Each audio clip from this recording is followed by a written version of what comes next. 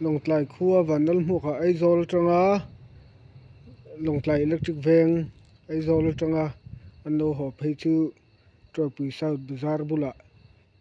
chesual palin bikin amen chuangin kan hria hei duang pawna biak that hlei thei hri lowa tunen Trophy South damdawiin PHC an tlan chho pui mek a nge a chan chin heng ma hria chen la ni lowa mar chu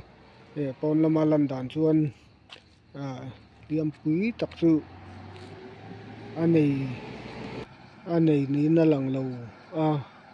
ma se a awm ruh te khana ti deuha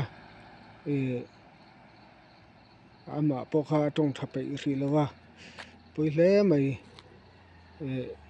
a mut a chhuah awang a niang a tia thian nuin amai chu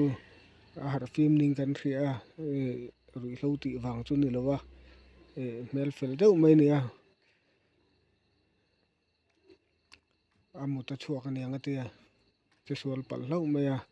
kawng zirloh te pawh ni ve thei tho kawng lampang fuh loh wang te pawh a ni thei a amah hi chu hat thla a pawih hle mai dam leh vat vat turin duh sakna an an hlan e Trophy South Bazaar bul te a ni a amah kha an biak vak kha la tawng paih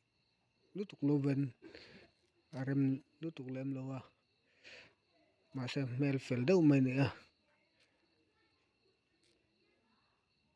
chesual palh hlo ani